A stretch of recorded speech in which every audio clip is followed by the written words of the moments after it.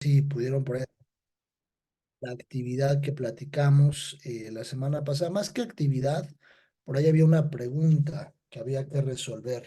No sé si alguien pudo encontrar la información de lo que mencionabas en la clase anterior. No sé si alguien lo trae.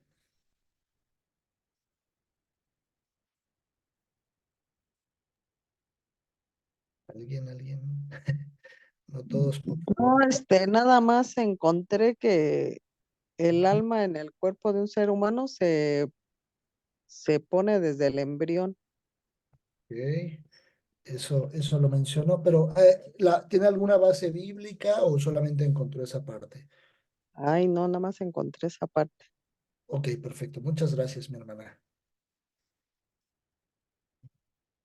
¿Alguien más?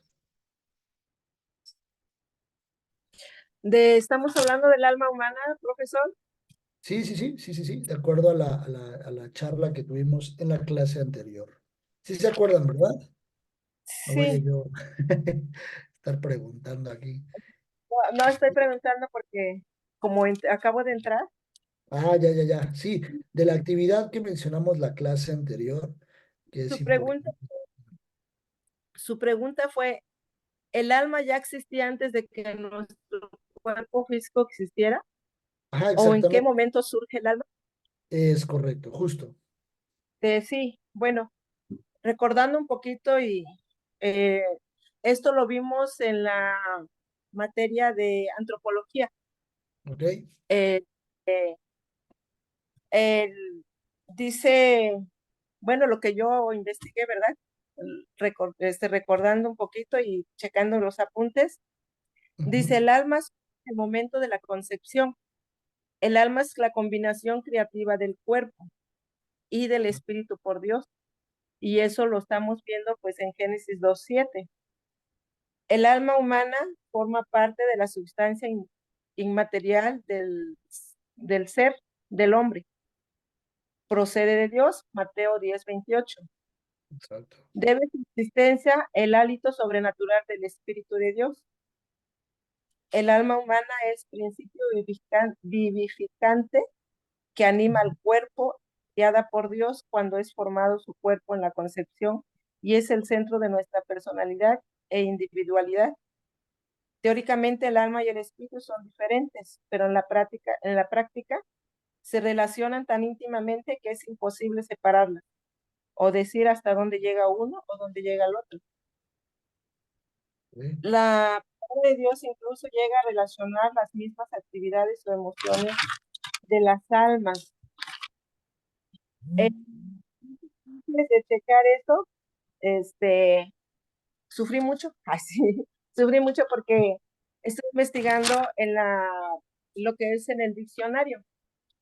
En el diccionario es un poquito, dice que, a ver, voy a ver la primera parte, creo que aquí viene, en el Ah, Nuevo Testamento, al contrario del Antiguo, el alma puede vivir separadamente del cuerpo y es el principio que le da vida. Claramente se habla de la supervivencia del alma, así que es sinónimo de espíritu. En, ok.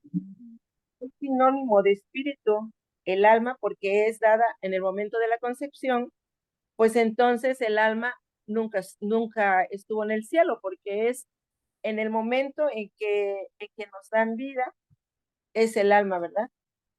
Ok. Dijo que yo estuve checando y analizando algunos versículos que la verdad ya no me dio tiempo de escribirlas, pero el único que estuvo en el cielo, pues es nuestro Señor Jesucristo, ¿no? Nada Ok. más pues en espíritu que Excelente. él espíritu fue ahora sí que de lo que estuve eh, checando, de lo que estuve investigando,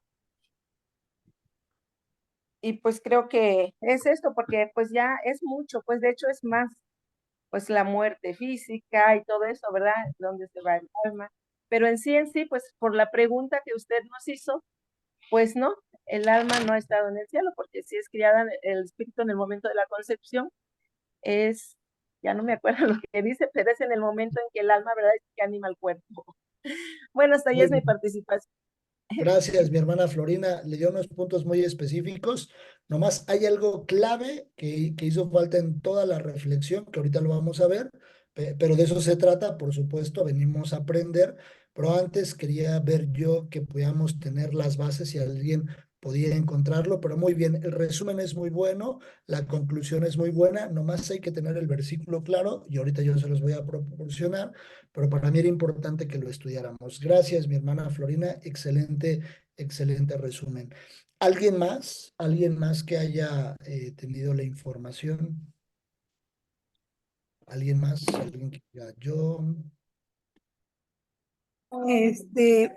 Hola, buenas tardes. Soy Hola, mi Ale. hermana Ale, Pues adelante. yo lo que tengo es, este, lo que para mí o lo que he leído, de acuerdo a lo que investigué, sí existía nuestra alma.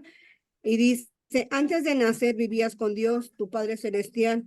Él te conocía, te amaba y te enseñó acerca de las decisiones que te conducirán a una felicidad duradera. Ese periodo se conoce como la vida preterrenal. Dios quería que viviéramos a la tierra, que viniéramos a la tierra para que obtuviésemos un concepto físico. Y en la cita bíblica en Efesios 1, voy a leer del 1 al 4, perdón, de Efesios 4 del 3 al 6, dice, Efesios bendito 4. sea el Dios y Padre nuestro, Señor Ok. Jesucristo, que nos bendijo con toda bendición espiritual en los lugares celestiales en Cristo, según nos escogió él antes de la fundación del mundo, para que fuésemos santos y sin mancha delante de él, en amor habiéndonos predestinado para ser adoptados hijos suyos y por medio de Jesucristo, según el puro afecto de su voluntad. Ok, muy bien.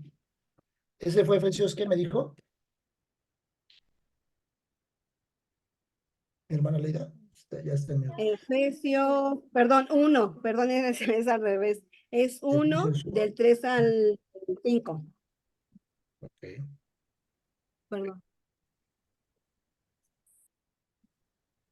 vale. Excelente. Gracias, gracias por compartir. Muy buenos, muy buen punto, mi hermana Leida. Excelente, excelente por compartir. Es un muy buen punto. Ahorita lo vamos a evaluar. ¿Alguien más que quiera participar? ¿No? No, no, no. O sí, sí, sí. Alguien que diga yo. Vale. Vamos a hacer una revisión, ¿sale? Algo de entre lo que mencionaban es acerca del espíritu. Bueno, nosotros somos seres tripartitos. El espíritu no tiene que ver con el alma, porque en el alma se mueven las emociones y en el espíritu solamente es la parte de vida que Dios nos ha dado a nosotros. Eso lo podemos, y les voy a compartir aquí mi pantalla como para que veamos todos los versículos. Estoy haciendo la consulta en Reina Valera. En Génesis 2:7 dice la Biblia, entonces Jehová Dios formó al hombre del polvo de la tierra y sopló en su nariz aliento de vida. Esto es lo que conocemos hoy como espíritu y fue el hombre un ser viviente. Ahí le da vida Dios al hombre. Al momento lo construye, lo crea como si fuera un muñeco, lo forma del polvo de la tierra. Por eso nuestro cuerpo físicamente, en la materia, hablando de la materia física, tienen muchos componentes similares a los componentes que tiene la propia Tierra, hablando como Tierra, el planeta. Pero el alma no se construye sino hasta algo que sucede. Y eso está en Eclesiastés capítulo 12. Eclesiastés capítulo 12.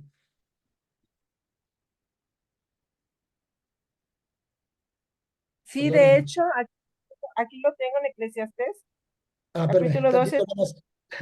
Tantito nada más, tantito. Tantito nada más, mi hermana Florina. Muchas gracias. Ahí en Eclesiastés 12, podemos ver esta confirmación de algo que yo les decía. Ahorita vamos a ver la parte del alma, pero en Eclesiastés 12 vamos a ver lo que yo les decía. Cuando podemos tener la referencia bíblica, decir, ¿por qué dices que el espíritu vuelve al Padre? Dice la Biblia aquí, en el capítulo 12, verso 7. Y el polvo vuelve a la tierra, lo mismo que dice Génesis.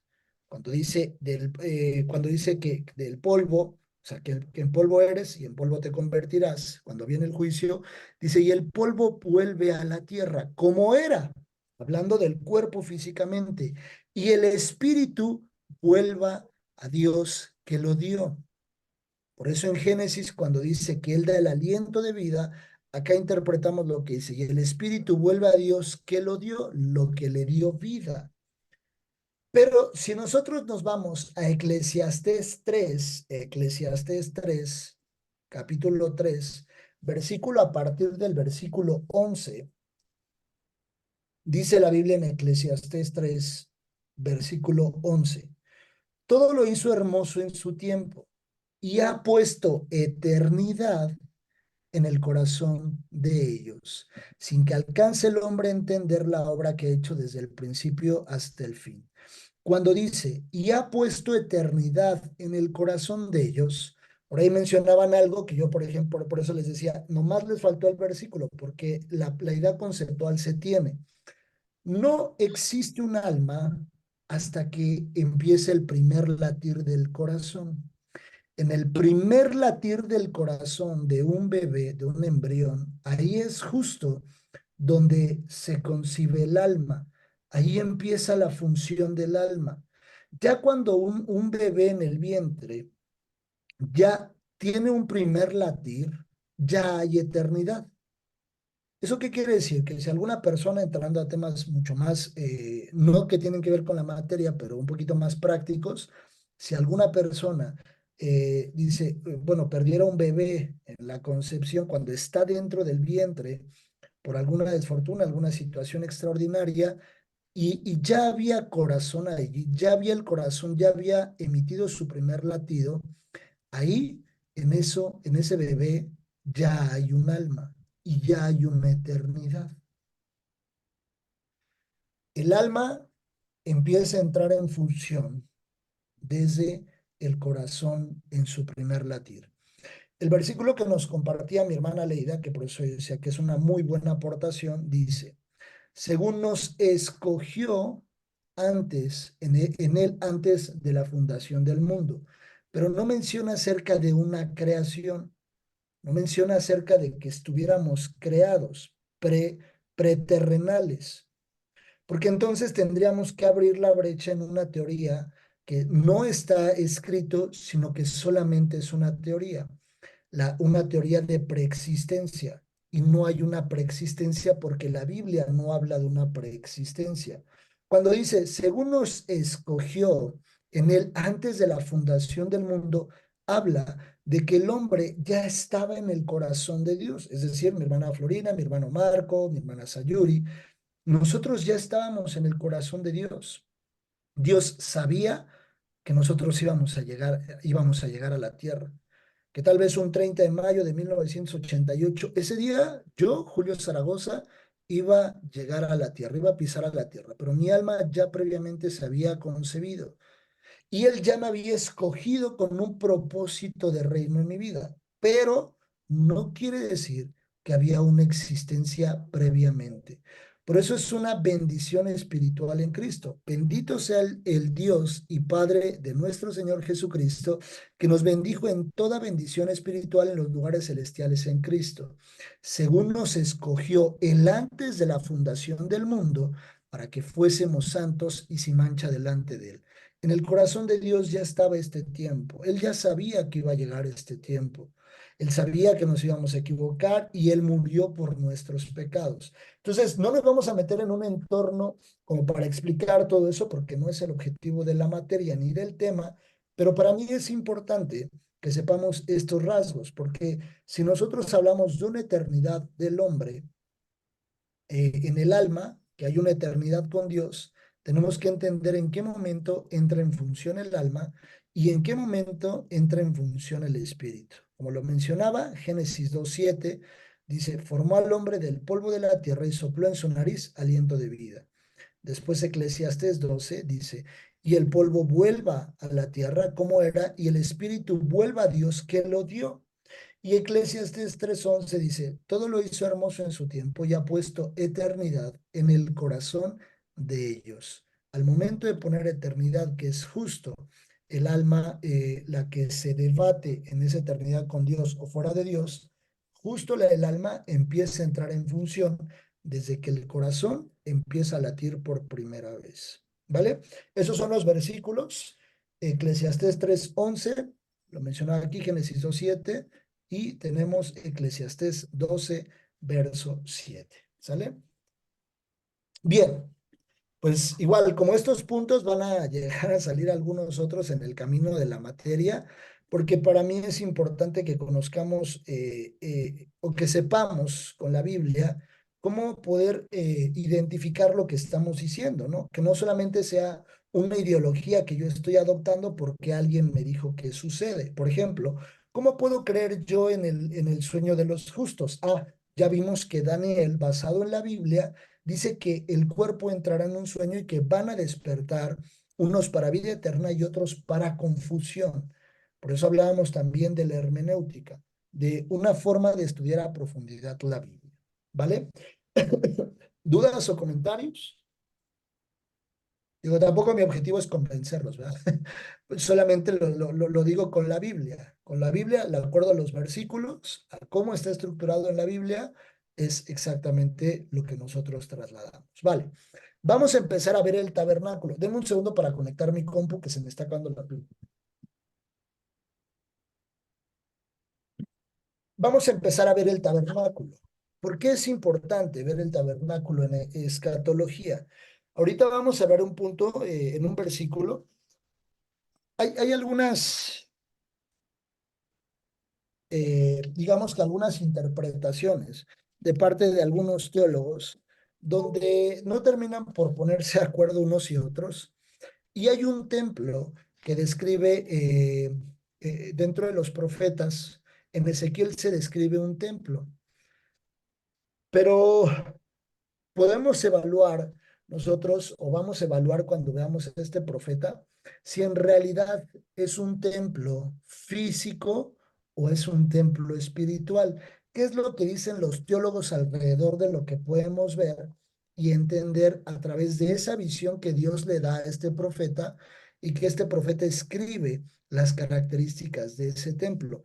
Y vamos a ver algunas referencias, pero nos vamos a centrar inicialmente en en el tabernáculo que levantó Moisés por instrucción de Dios, porque es importante conocer algunas figuras que nos van a servir para poder estudiar Apocalipsis posteriormente.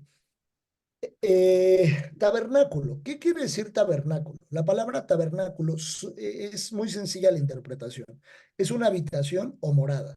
Es un lugar que Dios le dijo a Moisés que tenía que levantar con un propósito específico. ¿Cuál? El que Dios habitara en medio del pueblo. Después de la separación de Dios con el hombre derivado del pecado, cuando Dios introduce o empieza a traer al pueblo de Israel de la cautividad, de ser esclavos de tantos años, los saca al desierto. Una de las instrucciones que le da Moisés es: vas a levantar un tabernáculo, un lugar donde yo voy a habitar con ustedes para que sea visible y palpable. Sin embargo, no todos podían entrar. Solo podía entrar Moisés de continuo y una vez al año podía entrar el sacerdote. Un sacerdote para poder hacer el ejercicio sacerdotal, que también vamos a estudiar un poquito más adelante. Ezequiel capítulo 37, vean lo que dice Ezequiel capítulo 37, versos 27 y 28.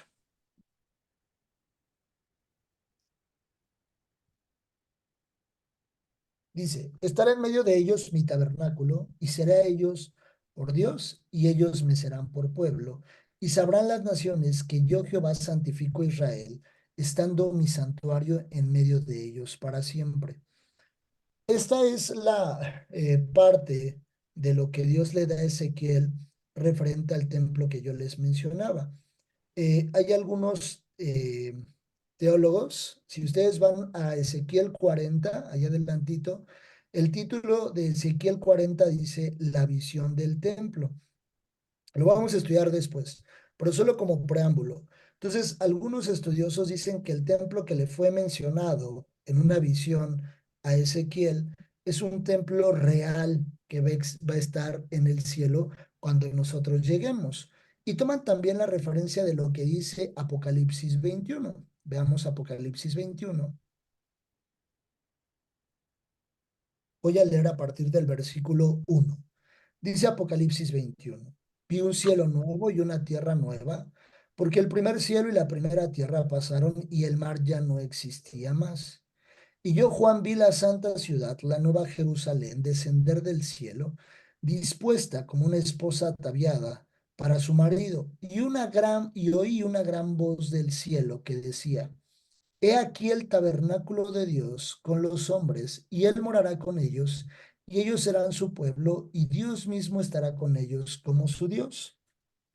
Algunos creen, unos teólogos dicen que sí, que es un templo físico, por lo que dice acá Apocalipsis 21 y lo que dice Ezequiel.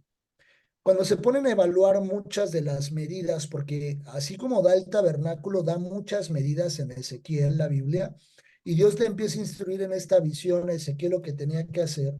Y hay unos paralelos que podemos encontrar entre Apocalipsis y Ezequiel bastante interesantes, donde podemos pensar que coincide realmente. Sin embargo, otros teólogos dicen que no será un templo físico, que solamente es un templo espiritual, sino que la visión se refiere solamente a una parte espiritual. ¿Por qué? Ellos mencionan que cuando a Ezequiel le es instruido dentro del templo poner un lugar para hacer sacrificio. Y entonces los teólogos dicen, por qué habrá un lugar para hacer sacrificio en el cielo si el pecado ya no va a existir? Y entonces los otros dicen que eso sucederá porque será conmemorativo, como que para recordarlo y recordar constantemente. Sin embargo, no terminan por ponerse de acuerdo. Pero nosotros vamos a echar mano de este tema para poder estudiar el tabernáculo y evaluar el conocimiento de las figuras que de las figuras que existen, hablando de la hermenéutica, en el tabernáculo. Dice la Biblia, 2 Corintios capítulo 5, verso 1. Porque sabemos que si nuestra morada terrestre, este tabernáculo, se deshiciere, tenemos de Dios un edificio, una casa no hecha de manos, eterna en los cielos. Y se refiere este versículo mucho más al lugar de habitación, no al significado en la infraestructura física, sino se refiere más al concepto espiritual, una morada, un lugar donde nosotros estaremos compartiendo el espacio con Dios. Ahí está. Este es el tabernáculo, o una ilustración de más o menos cómo se vería el tabernáculo si lo viéramos de arriba hacia abajo. Y está dividido en diferentes partes. ¿Alguien sabe? Alguien que diga, yo sé cómo se llaman todas las partes que están ahí en el tabernáculo, que diga, que quiera participar. Alguien que diga, yo me las sé toditititas. Alguien que diga yo, alguien no. Si no me quiero arriesgar. ¿No? A ver, vamos uno por uno, ¿vale? En la primera, cuando nosotros entramos al tabernáculo, lo primero que se ve aquí es una puerta, que textualmente se llama así, una puerta. Es una puerta que miraba hacia el oriente. Vamos a ver su referencia más adelante. En subsecuente, lo que había aquí, o este primer espacio, es un patio. Es lo que se conoce como el atrio. Es un patio. Y aquí, dentro del atrio, había dos elementos. El primero es el altar de bronce y el segundo es la fuente de bronce. Es interesante ubicar que fuera de la tienda, que es esta es la tienda, este es el tabernáculo propiamente, el atrio es el patio, y todo el patio estaba cubierto por fuera por cortinas y estaban ancladas hacia la tierra. Estaban ancladas, ¿para qué? Para que no se movieran. Enseguida tenemos el primer acceso, el primer velo. Aquí había un velo con una estructura inicial de 5 columnas. Todo este primer espacio se llama el lugar santo, el primer espacio, este espacio que vemos. Y cruzando el primer velo, encontrándonos en el lugar santo, nos encontramos entrando de frente del lado derecho la mesa de los panes de la proposición. Ahí ponían los 12 panes, 6 panes de cada lado, ahí estaban colocados. Y del lado izquierdo, frontal a la mesa de los panes de la proposición, el candelero o el candelabro, una lámpara ubicada pues, enfrente de la mesa con 6 brazos, perdón, a los costados, 3 de cada lado y un brazo central que también hace referencia al Espíritu Santo. Enseguida, ahora sí, un altar, otro altar más bien, pero ya dentro del lugar santo, ya el altar es un altar de oro, el altar de incienso. Aquí dentro de este lugar se hacía el ejercicio sacerdotal y aquí justamente se entraba de día y de noche. La entrada hasta el lugar santísimo sucedía una vez al año. Y en el lugar santísimo, previo al acceso del lugar santísimo, está el segundo velo, que este segundo velo tenía ya ¿cómo se llama? 4 columnas para ingresar. Y finalmente el arca del pacto o el arca del testimonio. Esto es básicamente cómo estaba distribuido el tabernáculo en la parte interna y externa. Entonces, estos son importantes que no los aprendamos. Éxodo 26. Vamos a Éxodo 26. En Éxodo 26 empezaremos a ver un poco cómo estaba estructurada el tabernáculo. Ya les pongo acá algunas ilustraciones que están como mucho más, digamos, como si fueran en 3D, que nos permiten un poco ver la infraestructura más a detalle. Entre el versículo 15 y el versículo 30, Dios le explica a Moisés la forma en la que tenían que estar las tablas. Debían de haber 20 tablas, 10 tablas y 20 tablas. Era un lugar rectangular. Todas las tablas, perdón, tenían que estar juntas. Estaban pegadas una tras otra y estaban unidas por un anillo en la parte superior.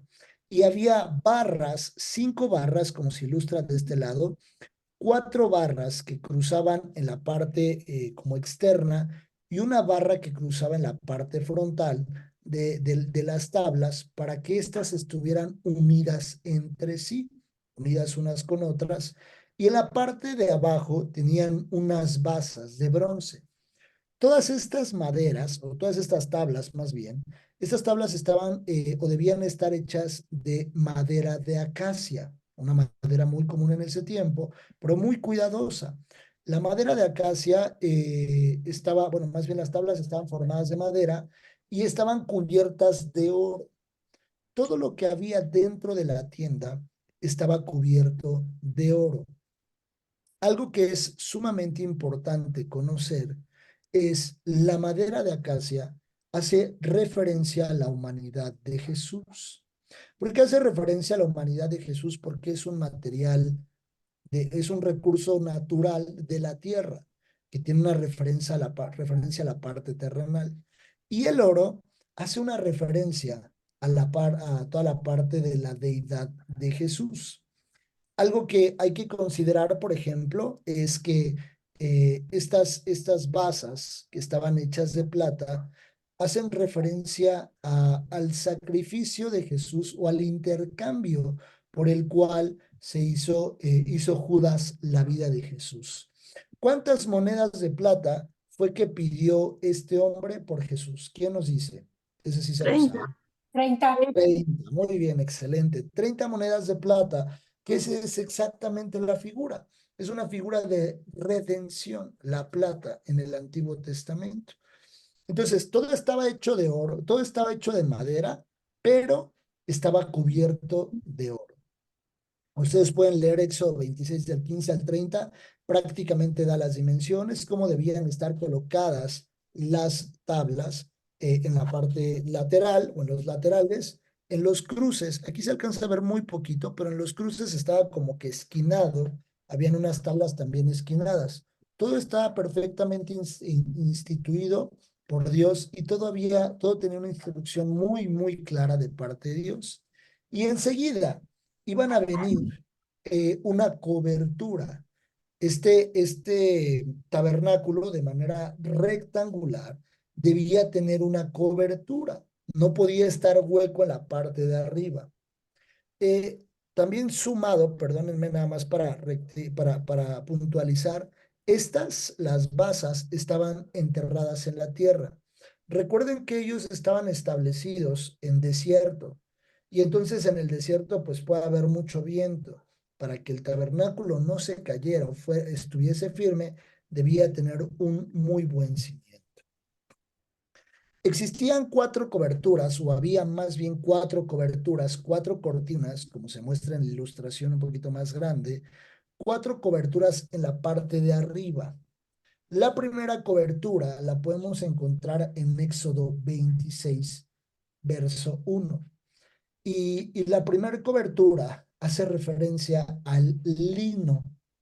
La primera cobertura dice que tenía que ser una cortina de lino. ¿Esto por qué? Porque hace referencia, el lino es un material que podemos tomar como referencia hacia la pureza y la santidad de Jesús. El lino. La segunda cortina la encontramos en el verso 7, Éxodo 26, 7. ¿Alguien quiere ayudarme a leer Éxodo 26, 7, por favor? Amén. Por favor, adelante. Harás asimismo cortinas de pelo de cabra para una cubierta sobre el tabernáculo. 11 cortinas harás. Perfecto. Muchas gracias, mi hermana. Este pelo de cabra tiene 2 implicaciones. Hay un hombre que hizo un voto. ¿Cómo se llamaba ese voto? ¿Y quién fue ese hombre que hizo un voto que tiene referencia al cabello? ¿Quién se acuerda? En la Biblia, en el Antiguo Testamento. Sansón y el Sansón, voto muy de bien. Nazareato, algo Exacto, Nazareato. Muy bien, mi hermana Marisela. Sansón. Esto hace referencia justamente a un voto. El pelo en la Biblia hace una referencia, o el cabello, a la separación, porque el voto del nazareato consistía en estar apartada de ciertas prácticas y ciertas cosas que se hacían en ese tiempo las personas. Entonces, al hacer este voto, era un voto como si fuese un voto de santidad, de estar separados completamente de las prácticas que se hacían común. Pero también hace una referencia a la expiación.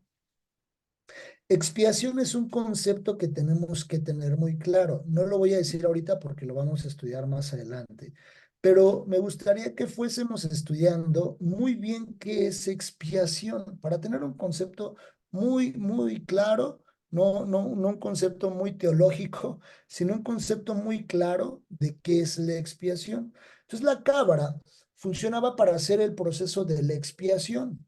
El Yom Kippur, así se le llama en el hebreo, es un día que incluso hasta la fecha se sigue celebrando por parte de los hebreos, no por parte de nosotros.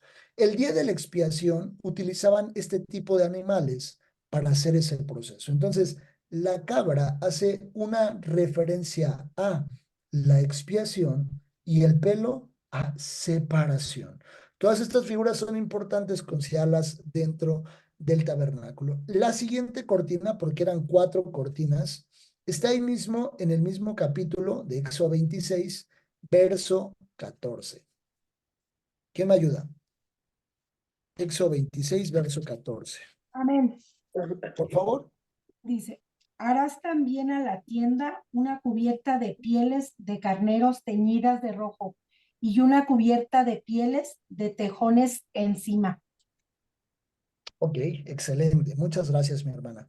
Ahorita vamos primero con la piel de carnero. El carnero es una figura de sustitución. Todos estos elementos que estamos viendo hacen una referencia a la persona de Jesús. ¿A qué me refiero con esto? Que el tabernáculo en el Antiguo Testamento gritaba a Jesús desde ese tiempo. Ya hablaba el tabernáculo propiamente de Jesús para nuestras vidas. Hablaba de la comunión del Padre, porque quien viene a restablecer la comunión del hombre con Dios es Jesús. Y uno de los objetivos por los cuales Dios levantó por medio de Moisés este templo o este tabernáculo es para poder restablecer la convivencia de Dios con el hombre. Siempre Dios ha querido tener una comunión con el hombre. Siempre, siempre, siempre. Si no es con Adán y Eva, Dios quería estar con ellos y por el pecado hay una separación. En este tiempo, Dios instituye el tabernáculo para estar cerca y el hombre a través del pecado se vuelve a separar de Dios. Dios envía a su Hijo unigénito, dice la Biblia, para restablecer la comunión del hombre con Dios, para que el hombre esté en la presencia del Padre por medio de Jesús y el hombre hoy a la fecha sigue resistiéndose a la persona de Jesús para no estar cerca del Padre. Si se dan cuenta, todo esto nos empieza a gritar algo importante, escatología, que al final de los tiempos Dios quiere que el hombre esté cerca de él. Dios quiere habitar con el hombre, pero el hombre está empecinado por medio del pecado a tener una separación. La figura del carnero que estamos viendo acá es una figura de sustitución. ¿Quiénes tenían que ser condenados por el pecado? Quien lo cometiera. Había un acta de decreto, dice la Biblia en el Nuevo Testamento, en contra de nosotros pecadores, o los que hemos cometido pecado. Y la consecuencia del pecado, ¿cuál es? Muerte eterna y separación del hombre, la separación del hombre hacia con Dios. Entonces, ¿quién fue el que se metió en sustitución muriendo en la cruz? Jesús. ¿Por qué es también figura de sustitución? ¿Por qué es esta figura? En el caso cuando Dios le instituye a Abraham llevar a Isaac, y Abraham iba a sacrificar a Isaac en el monte, y en el momento en el que estaba a punto de sacrificar a Isaac, dice la Biblia que había un ángel y que lo detiene, y entonces cuando pregunta cuál iba a ser el sacrificio, había un carnero allí.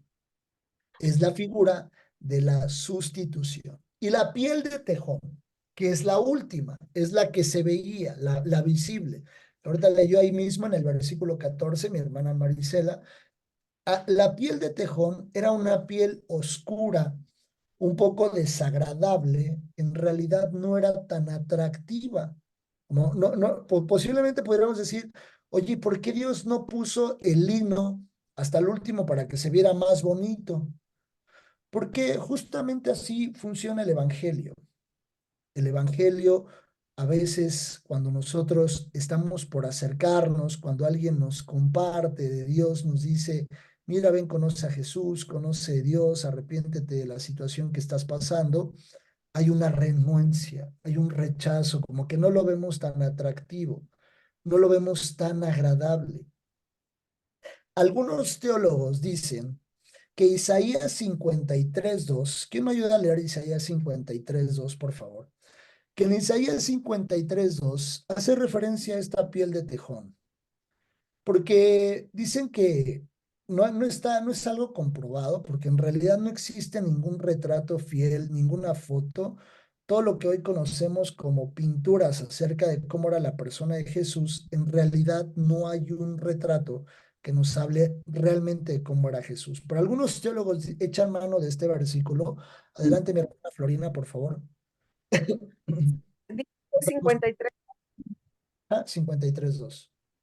Sí, la palabra del Señor dice así: subirá cual renuevo delante de él, y como raíz de tierra seca, no hay parecer en él, ni hermosura le veremos, más sin atractivo que le deseemos. Exacto, exacto. Dice que no hay hermosura, el renuevo es Jesús, que no hay hermosura y sin atractivo, para que nosotros no le deseáramos por su parte física, Muchos teólogos dicen que este versículo habla realmente de la persona de Jesús, que no una persona, pues a veces como lo vemos, ¿no? Un hombre guapo, hasta de ojos azules, así como con esas características, que en realidad, en apariencia Jesús físicamente, lo estoy diciendo físicamente porque Jesús es hermoso, que no era exactamente un hombre tan guapo físicamente o tan atractivo. Era un hombre pues muy, muy tal vez común en ese tiempo. Por eso es que también cuando hay un cambio en su cuerpo físico por el cuerpo espiritual con el que regresa al Padre, al cielo, también no lo ubican tanto, no lo reconocen mucho en la parte física. Finalmente, son comentarios teológicos que emiten algunos teólogos. No digo que sea real, ¿no? He hecho mano de estos estudios para comentarles también lo que se dice en algunos libros, en algunas Biblias de estudio. Entonces, es importante que nosotros también evaluemos muy bien las Biblias de estudio, porque no porque tenga yo la diario vivir. Por ejemplo, yo tengo una Biblia, que es esta, para estudiar algunas cosas, no se ve, de escatología, que se llama Biblia de la Profecía. Y me ayuda mucho, aparte de mi Biblia de estudio, mi diccionario, todos estos materiales que tengo alternos que me ayudan. Pero no me quedo solo con lo que dice el que hace el comentario de esos pasajes, sino trato de ir a profundidad y por supuesto consulto a Dios para saber si eso pues es real o qué es lo que dice Dios realmente, ¿no? Y finalmente, dos cortinas más. Había cuatro coberturas, el lino, vimos también la piel, bueno, al final la piel de tejón, vimos la piel del carnero. Vemos que hay estas cuatro hacia arriba. Ahorita vamos a ver la referencia del número 4. Si se dan cuenta, los dos velos, el primer velo estaba en la parte frontal y tenía 4 caídas. ¿Por qué? Porque había 5 columnas. Y cuando ya pasaba hacia el lugar santísimo, ya no había 5 columnas, sino solo 4 con 3 caídas. ¿Por qué menciona 3 caídas? Me refiero a las caídas de la cortina o del velo. Este número 3, por supuesto, hace referencia a la Trinidad, al Padre, al Hijo y al Espíritu Santo. Y el número 4 hace una referencia al número, es como si nos hacía referencia a cuestiones de la tierra, pero también nos hace una referencia a algo que decimos como en todo tiempo y en todo momento. ¿Por qué? Porque el número 4 nos hace referencia a los 4 puntos cardinales, a las 4 estaciones del año, en el norte, en el sur, en el este y en el oeste, pero también en invierno, en verano, en otoño y en primavera. La presencia de Dios, que es a lo que se encontraban después de estas 4 columnas, siempre tiene que estar. Dios quería decirnos algo a través de estas figuras. En todo tiempo, en todo momento, la presencia de Dios es fundamental para nosotros. No podíamos perder la presencia de Dios cuando estamos en otoño o en invierno, o en una referencia de momentos difíciles, de momentos fuertes. Pero tampoco podemos perder la presencia de Dios en un momento de verano, cuando hay mucha felicidad, mucha alegría, cuando las cosas van muy bien. No estudiamos numerología. Alguna vez me preguntaron, oye, entonces tomamos como referencia la numerología. No, porque la numerología habla de adivinación. Tomamos como referencia figuras bíblicas para hacer una interpretación, ¿vale? Y el número 5, que es las 5 columnas que había al frente, este número 5 hace referencia a los 5 ministerios y es un número de gracia. ¿Por qué? Porque solo por medio del servicio a Dios es como podemos tener acceso al lugar santo, en el servicio a Dios. Los 5 ministerios. ¿Qué me dice los 5 ministerios? Que, por supuesto hay muchos, pero los que describe como muy puntualmente en ese número 5 la Biblia, ¿no? Porque le voy a decir, también está el ministerio, por supuesto, pero los que describe como esos 5 puntualmente. ¿Quién me dice? Yo, maestro. Por Es favor, léeme. apóstol, profeta, evangelista, pastor y maestro. Exacto. Muy bien. 5 ministerios. Por medio de su gracia es que nosotros tenemos acceso hoy al lugar santísimo. Cuando Jesús fue a la cruz, el velo, este velo que está aquí adentro, este fue el que se partió. ¿En qué dirección se parte el velo? De la parte superior hacia abajo, haciendo una referencia que esa instrucción venía del cielo, venía de parte de Dios, rompiendo un velo que podía separarnos a nosotros de la presencia de Dios. Hoy, gracias a Dios y gracias a la obra de Jesús, tenemos acceso al lugar santísimo 24 horas del día, los 365 días del año. Todo el tiempo tenemos acceso al lugar santísimo. Ya no como en el Antiguo Testamento, que solo ingresaban una vez al año y Moisés entraba de continuo a encontrarse con Dios en este lugar.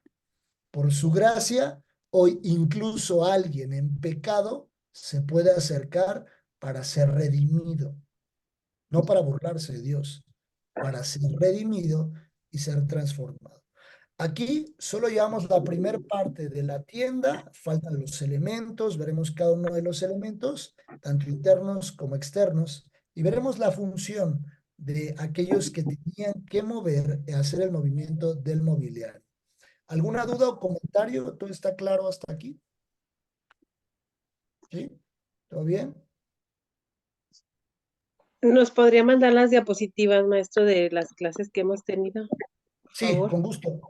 Voy un poco retrasado en eso, mi hermana Rocío, porque el formato de esta computadora es diferente. Entonces, al mandarlo, no lo van a recibir en el mismo formato, ni lo van a poder abrir. Entonces, estoy buscando la forma de transformarlo a otro para que se los pueda mandar. Pero primero Dios, en esta semana debe de quedar eso, ¿vale? Yo me comprometo. ¿Vale? Ok, excelente. Pues vamos a dar gracias a Dios. Por favor, acompáñenme a orar. Dios, te damos gracias por esta clase, por este tiempo. Gracias, Señor, porque es demasiado atractivo, Señor, poder estudiar de ti. Es algo fascinante, Señor, estudiar todo lo que nos has dejado en tu palabra. No, Señor, cabría tal vez la edad, la máxima edad que pudiéramos tener para aprenderlo todo, Señor.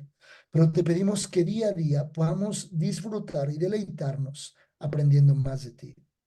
Ponemos en tus manos esta clase, Señor. Te damos gracias por el amor y el cuidado que tienes de nosotros. Bendice a mis hermanos, guárdalos y guíalos. Te entregamos esta clase, Dios, dándote a ti toda la honra, toda la gloria y toda la alabanza. En el nombre de Jesús, nuestro Salvador. Amén y amén. Que Dios les guarde. Un fuerte abrazo. Cuídense mucho, por favor, y que pasen bonita semana. Dios los guarde. Gracias. Dios le Muchas guarde. gracias. Bendiciones. Bye.